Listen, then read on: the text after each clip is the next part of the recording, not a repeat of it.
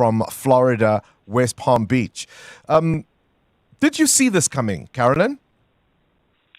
Oh, my goodness, Bongani. Well, good morning to you, and it is good evening here in West Palm Beach, Florida.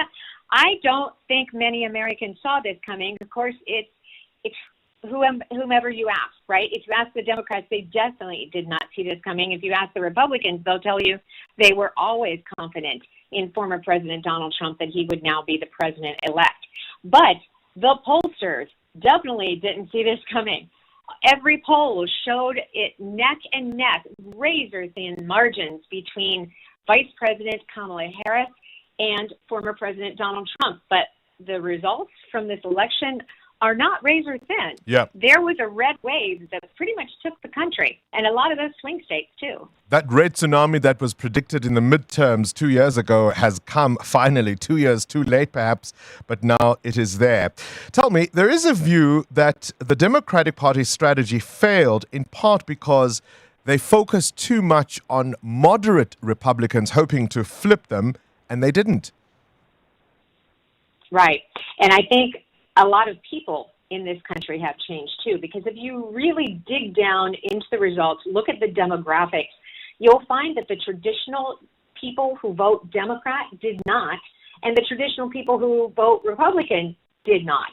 So I think both parties are going to have to sit back eventually and say, who are these people that support our party, and what is important to them? What are their values? What do they want out of us?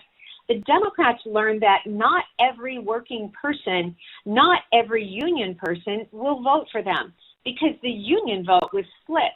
Same thing with the youth. The youth especially, Donald Trump went after those young male voters. He specifically was on a podcast, a Joe Rogan podcast. 80% of Rogan's listeners are male. And Rogan endorsed him the night before the election. That brought him a lot of votes. Secondly, he was on the Bill Belichick podcast. Bill Belichick, a very famous football coach here in this country. He really went after those white males, and they did come towards him. And Kamala Harris thought she'd get all the female votes. She got a lot of female votes, but not as many as the campaign had planned. How does America, though, explain the election of essentially a criminal defendant? Oh, that's an interesting question. So I happened to mention to a friend of mine the other day, I said, so we might have to say there is a felon in the White House, right? But here's what's going to happen with that. That probably will not be the case. Yes, he has been indicted, right? Yes, he has been found guilty. But the Department of Justice is putting that all on hold now because the Department of Justice, which is our U.S. Department of Justice, has a policy where they do not do anything with any sitting president. So they don't have any action. So this effectively will evaporate his legal cases. Yes, they are ramping down those cases right now. Yes, so for the next 4 years, don't expect to see anything on that front. You'll probably hear the other side. You'll probably hear prosecutors say, we need to move this forward, but then they'll be reminded of this policy that has been in place for 50-some years in the Justice Department. Harris tried to be magnanimous in defeat, but also spoke about a peaceful transfer of power and accepting the results. A subtle rebuke, if you will, but this must surely sting. Yes. Now, it was interesting when she said, I think her most memorable quote, while I concede this election, I do not concede the fight that fuels this campaign. And she brought up a lot of issues that she was very strong on. Dignity of all people. Women have choices about their own body. Don't ever give up making this world a better place. All issues that she had pushed for in the campaign. So she doesn't want people to lose hope for those issues which meant so much to them as well. And she did promise a peaceful transition of power. Not only did she reach out to President-elect Trump today, but also President Biden reached out to him and invited him to the White House. And President Trump said, or President-elect Trump said, I'll take you up on that. So we will see the healing, hopefully, that Trump talked about in his success speech last night at the convention center here in West Palm Beach. He said, we need to heal. We need to come across and bridge those differences in the last 4 years and heal this country. And it was more a speech of unity that we've ever heard from President Trump in the past. Does that mean all those people he called enemies and against whom he threatened vengeance should no longer be nervous?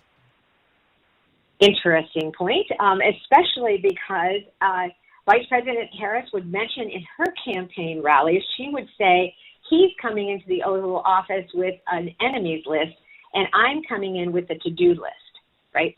And he did say that he would do some things with his enemies, and he would pardon some of the January 6 people who are already in jail.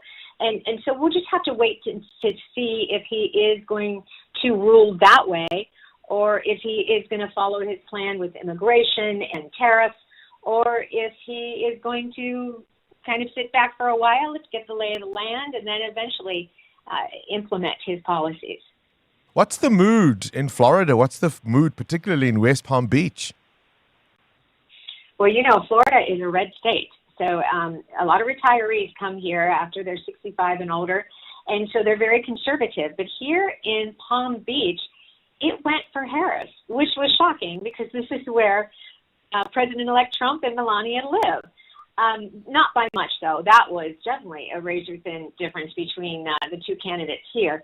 But today I went over many bridges. There's like an intercoastal waterway between the mainland, which is the city of West Palm Beach, and then Mar-a-Lago, which is actually where they live. And you go over these many bridges to get there. And we crossed over back and forth across the bridges today a lot, talked to a lot of people. And there were many people waving huge Trump advance flags along the side of the road, people honking horns. A lot of festivity, almost like a parade, but not organization as if it were a parade. But they are, the day after, they are still in celebratory mode. Interesting times ahead. Carolyn Presutti, Voice of America correspondent, talking to us live from West Palm Beach in Florida.